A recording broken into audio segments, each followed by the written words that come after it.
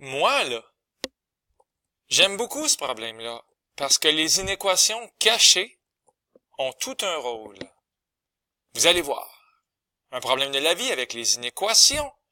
Alors, on va suivre les bonnes étapes, définir la variable, l'ensemble de références. On va traduire, on va résoudre, vérifier et interpréter. Alors, allons-y lentement. Voici deux figures. Un rectangle dont la hauteur est le quadruple de sa largeur. Alors, je vais écrire ici x, qui va être la largeur de mon rectangle. Et ici, la longueur est le quadruple. Je vais me permettre d'écrire 4x.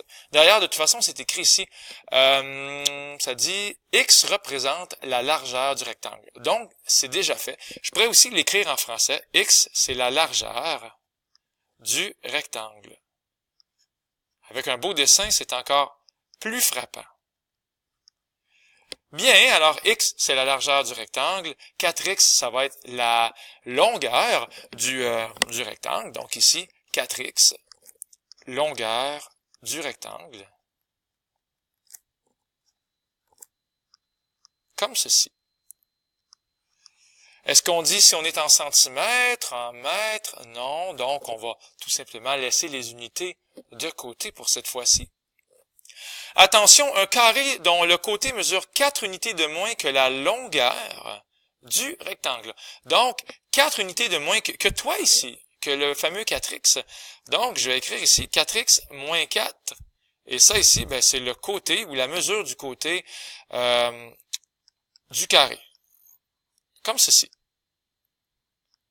Bon, on est prêt là. Est-ce que je vous ai dit qu'il allait y avoir des inéquations cachées? Vous allez voir. Ensuite, l'ensemble de références, ben clairement, ici on est dans les longueurs, c'est pas juste des nombres ronds, c'est pas juste des nombres naturels, on va plus y aller avec des nombres qui sont réels. X est élément de R, et je vais mettre R plus. J'aurai pas une longueur de moins 5 cm, et je vais même mettre une étoile. On n'aura pas non plus une longueur de 0 cm ou pas, là, ça dépend s'il y a des unités de mesure de toute façon. Donc, juste des nombres positifs et même pas le 0. On peut aussi écrire ceci, x est élément de cet ensemble qui va de 0 à l'infini, mais le 0 n'est pas inclus. Et voici maintenant les inéquations. On va y aller avec l'inéquation principale. Pour quelle valeur de x le périmètre du carré est-il inférieur au périmètre du rectangle? Donc, nous, on veut que le périmètre du carré, 4x moins 4, fois 4, parce qu'il y a 4 côtés, soit inférieur au périmètre du rectangle. Alors, allons-y avec l'inéquation principale. 4x moins 4.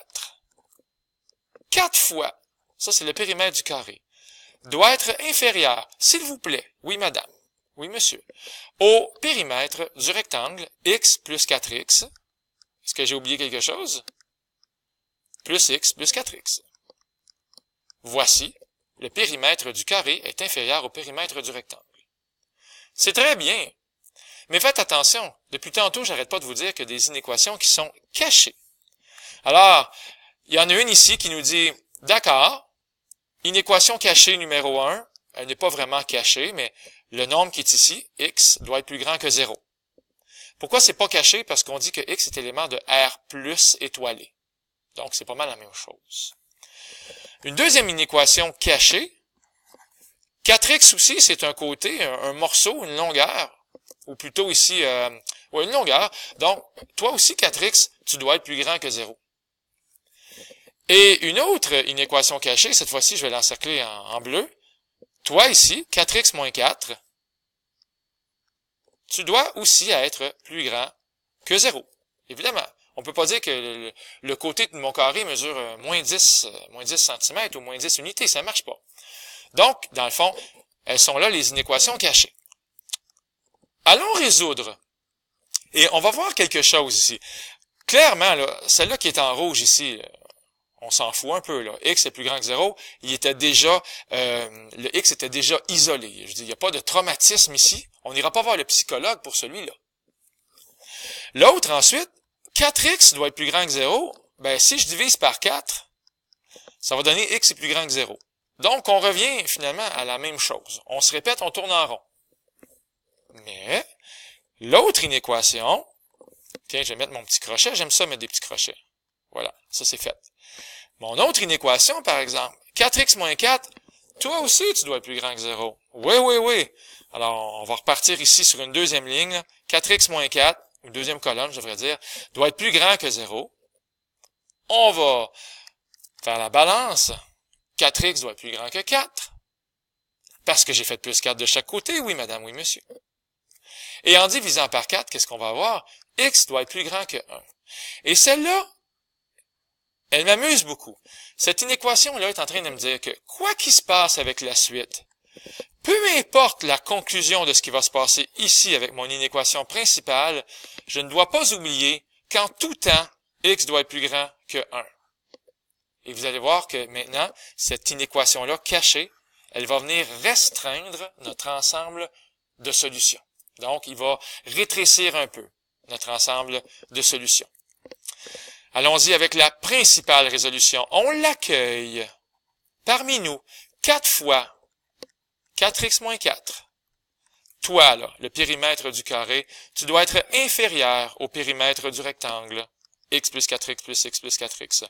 Un peu d'algèbre de secondaire 2, s'il vous plaît. 4 fois 4x et 4 fois moins 4, ce qui donne 16x moins 16, doit être plus petit que tout ça, ça fait 10x.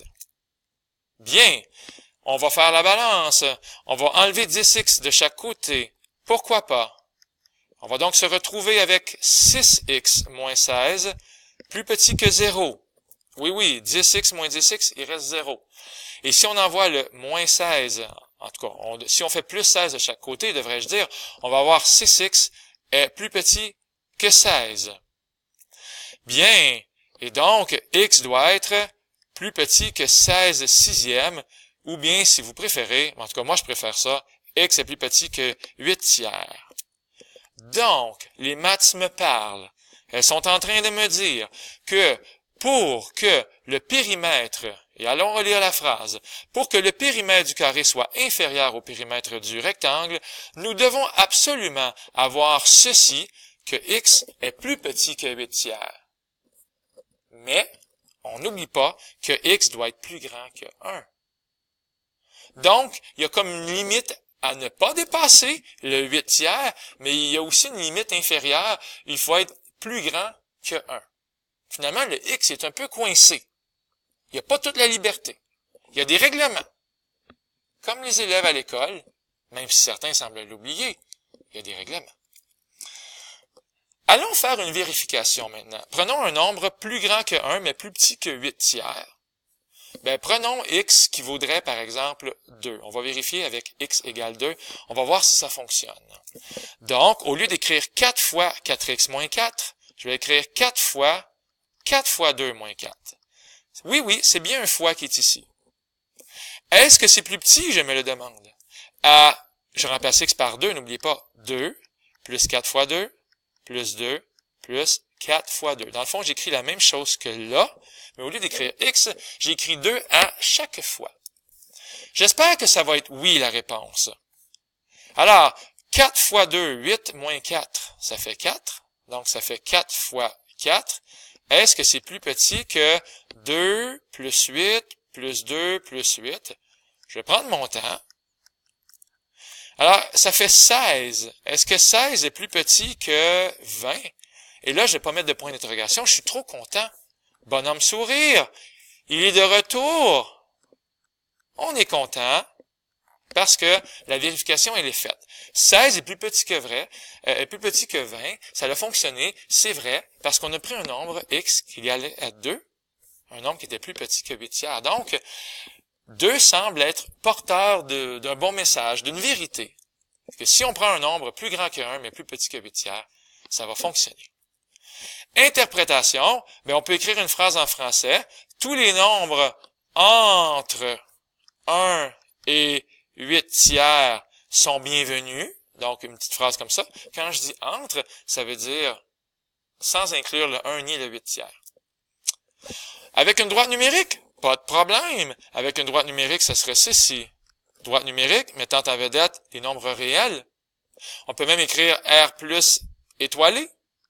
parce que c'est les nombres, c'est l'ensemble vedette du jour. Et là, j'écrirai ici, voici mon nombre 1, voici mon nombre 8 tiers, et moi, je proclame que entre 1 et 8 tiers, donc on pourrait mettre un rond vide et un rond vide. Ça, c'est avec une droite numérique. On pourrait l'écrire aussi comme ceci, plus grand que 1, ou de 1, pas inclus, à 8 tiers, pas inclus. Et on pourrait l'écrire avec une inéquation double en disant x est plus grand que 1, mais est plus petit que 8 tiers. 4 sagesses pour la même chose, pardon. Donc ici, en inéquation, ici, en intervalle, ici, sur une droite numérique, et avec un petit mot en français aussi. Tout ça, ce sont de bonnes réponses. C'était une bonne démarche. Et c'était Luc Allard pour le Collège Sainte-Anne.